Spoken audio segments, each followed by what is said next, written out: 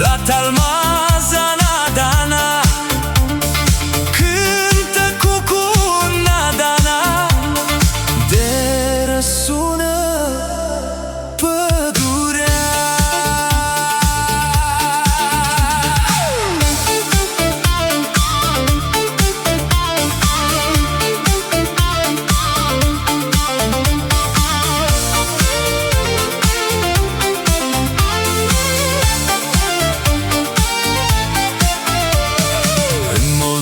Este un sat, satul-i mare, lung și lat.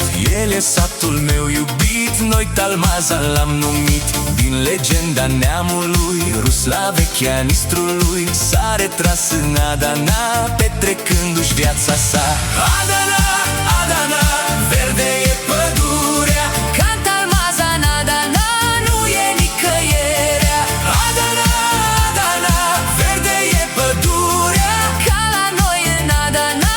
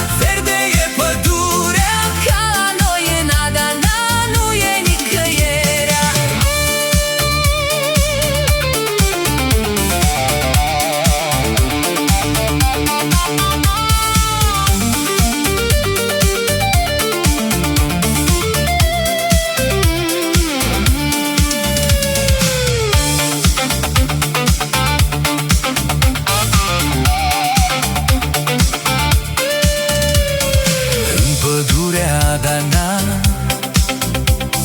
cresc și lăcrămioare, cresc și cerbi și lupi și porci, cresc și căprioare, cresc și păsări și reptile, șoricei și iepuri, cresc și plante dificile, mulți copaci și ierburi. Adana, Adana, verde e pădurea, ca în Talmazan Adana nu e nicăierea. Adana, Adana, verde e pădurea, ca la noi în Adana nu e nicăierea.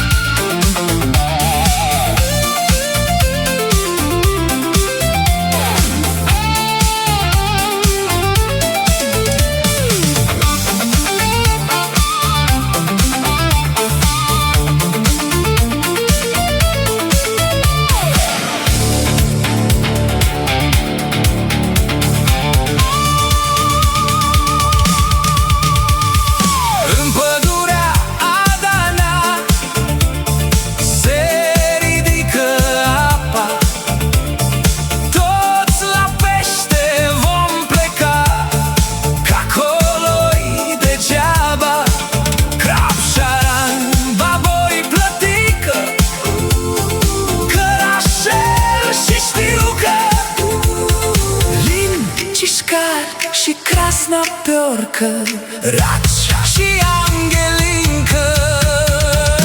Adana, Adana, verde e pădurea, Canta almaza, Adana, nu e nicăierea.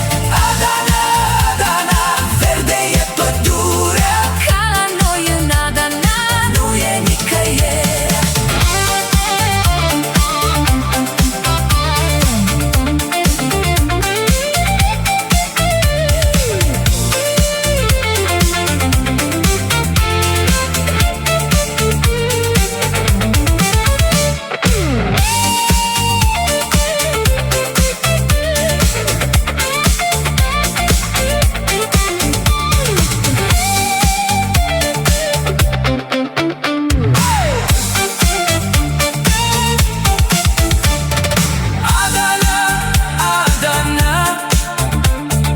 La Talmaza, Adana, cântă cucu, Adana, de răsun.